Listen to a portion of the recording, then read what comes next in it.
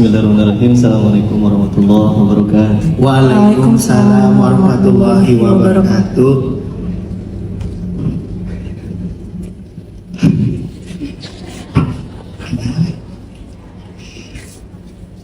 Ustaz, ini for your information aja.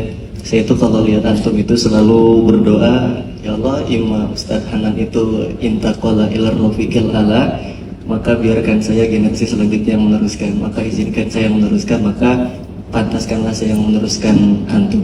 Amin. Jadi Amin. mohon doanya. Ini berarti doain meninggal ini. Yang bercanda. Kaget. Bercanda. Beliau mendoakan yang baik-baik. Semoga ada penerusnya.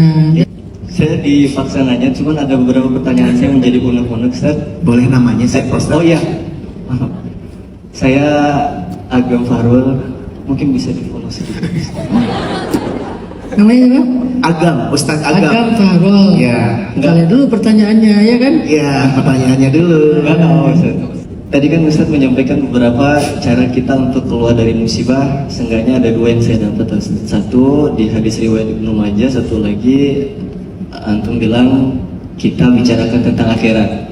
Cuman yang BBA, yang basir-basir aja, yang gembira-gembira aja. Pertanyaan saya, gimana kemudian saya punya teman Ustaz, inisialnya Tatas.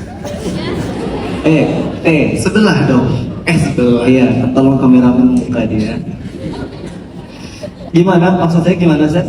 Kalau kan Tuhan, kan Allah itu pasti ngasih nikmat ke kita kan udah lebih daripada cukup. Saya nge-follow dia 2 akun, mungkin ada beberapa teman juga yang nge-follow temannya 2 akun. Akun pertama dia pakai buat sambat terus, Ustaz.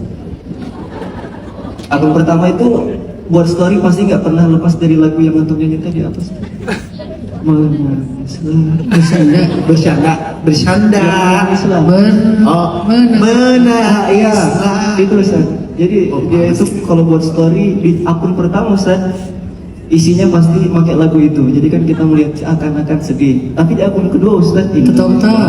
iya, main biliar. Oh, berarti dia memiliki 2 kepribadian ya?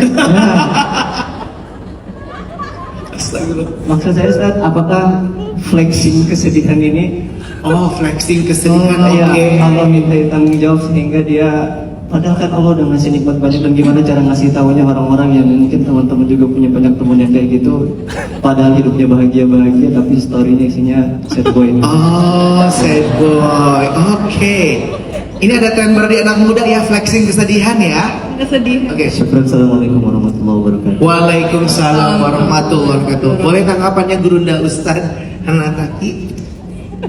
Kalau kita lagi sedih, kita lagi pengen orang tahu atau lagi pengen sedih itu selesai?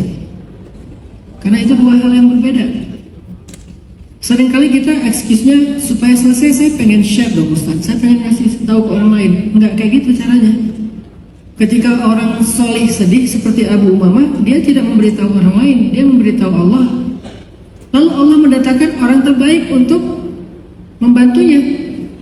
Kalau kita kasih tahu ke orang lain, belum tentu orang itu bisa mendatangkan orang terbaik. Kecuali dalam konteks tadi kita lagi istifta ya. Kalau kayak tadi kan istifta atau minta nasihat. Tapi kalau di sosial media kan bukan istifta atau minta nasihat. Itu lebih ke kita pengen mengekspresikan aja kesedihan kita. Kalau itu benar-benar sedih. Kadang-kadang bukan sedih juga, itu postingan iseng aja. Kan ada akun yang kedua tadi yang seru-seruannya. Kalau saya lagi story ada nada-nada kayak sedih atau irama-irama yang menangislah, kan kau juga manusia. Itu saya jangan, sedang lagi sedih, Ustaz, jangan sedih dong, kita lagi butuh Ustaz. Enggak, saya emang lagi kayak lewat lagu itu ya udah sorryin gitu ya. Kadang orang iseng dong, jadi kita nggak bisa menjudge bahwa itu lagi flexing kesedihan. Cuman kalau kita emang yang memposting emang ada rasa pengen mengekspresikan di depan manusia, coba renungkan kisah Abu Umamah. Kalau lagi sedih ke masjid deh. Kalau perempuan, kalau lagi sedih, bentangkan sajadah. Makin sedih, makin lama di atas sajadah. Nanti Allah yang akan mendatangkan orang seperti Abu Umamah didatangi oleh Rasulullah. Kalau kita nggak didatangi Rasulullah karena kita di zaman yang berbeda, kita didatangi di dalam mimpi insya Allah. Kalau nggak didatangi dalam mimpi karena kita masih terlalu jauh levelnya, ya minimal datangi oleh orang-orang yang baik yang bisa membantu kita. Keluhkan aja, innama ashku bathi wa huzni ilallah. Jangan ke sosial media. Hari ini emang ada semacam sebuah perilaku baru ya, behavior kita. Kalau ada masalah dikit, share di sosmed. Sebetulnya tahu nggak kenapa kita share? Kita lagi nyindir orang yang bermasalah itu. Suka gitu kan? Suami istri lagi masalah nih, terus story atau kadang-kadang reel malah, bukan story aja. Itu lagi ngomongin siapa sebetulnya? Lagi ngomongin dia gitu. Cuman ngomonginnya di depan orang lain. Nggak tahu kenapa jadi kayak gitu ya caranya ya. Bisa nahan nggak? Kadang-kadang kalau nggak diposting itu rasanya kayak belum ngasih tahu ke dia. Itu seolah kita pengen ngaduin, manusia, lihat nih suami saya. Manusia, lihat istri saya. Dia nggak benar kan? Dia salah kan? Kita kayak pengen validasi kan sebetulnya. Pengen validasi dari netizen, dari orang banyak kalau kita itu korban. Kalau dia itu jahat sama kita, mencari validasi itu kan. Nah, bisa nggak tanpa validasi pun kita udah sah lah untuk sedih. Kadang-kadang kita kalau nggak divalidasi orang ngerasa belum sah jadi orang yang bersedih. Sedih-sedih aja udah, nggak butuh validasi. Kecewa-kecewa aja, nggak usah mencari validasi. Seolah-olah saya kecewa bener dong. Kata dia benar saya kecewa, emang harusnya saya kecewa. Kata yang lain juga begitu. Jadi nggak salah kan kalau saya kecewa. Nggak harus selalu divalidasi. Karena yang penting bukan validasinya. Yang penting tadi gimana cara kita mengatasinya. Buat apa mendapatkan validasi lalu kita merawat kekecewaan dan kesedihan dalam waktu yang lama? Long grieving process. Buat apa? Memvalidasi untuk merawat long grieving proses buat apa? Emangnya kesedihan itu nguntungin kita? Enggak sama sekali. Kesedihan itu bikin hidup kita nggak nyaman. Terus yang harus dilakukan bagaimana mengatasi kesedihan, bukan bagaimana merawat kesedihan. Dan mengatasi tidak di sosmed, mengatasi di atas sajadah. Lalu setelah itu baru ngobrol dengan orang yang kita percaya, guru, teman, orang tua, keluarga, selain sosmed.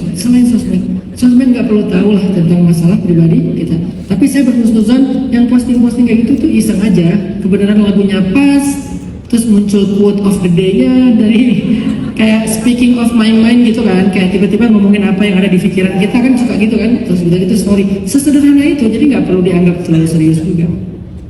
Gitu kan. Masya. Laura Karasep mau menambahkan mengenai flexing kesedihan ini? Karena tadi contohnya Bang Tatas, saya kenal Bang Tatas luar dalam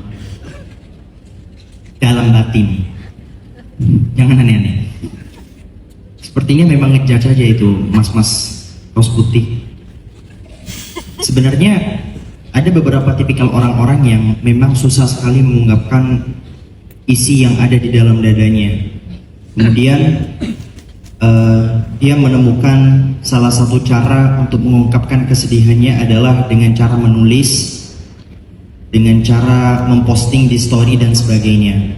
Walaupun itu salah, ketika sedih dikit di post, itu salah dan tidak akan pernah memberikan efek yang baik, karena kita akan menemukan banyak sekali orang-orang yang mungkin bahagia di atas penderitaan yang sedang kita alami, dan banyak juga orang-orang yang akhirnya ikut sedih. Saya tipikal orang yang ketika saya lagi sedih, saya gak suka disemangatin. Bukan berarti suka dikatain ya, tapi saya gak suka disemangatin. Karena akan ada momen-momen dimana sebenarnya sedih saya itu cuma 30%. Melo saya orangnya ya. Terus tiba-tiba ada yang bilang, semangat ya Dan, semangat. Saya tuh langsung sedih, mau nangis. Padahal sebenarnya gak sedih-sedih amat. Iya kan?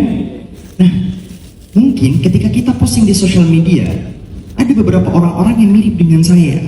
Anda itu sebenarnya gak terlalu sedih, tapi gara-gara Anda posting di sosial media, efeknya adalah Anda makin sedih bertubi-tubi. Ketika Anda baca komen orang-orang yang bilang, iya aku relate sama kamu banget.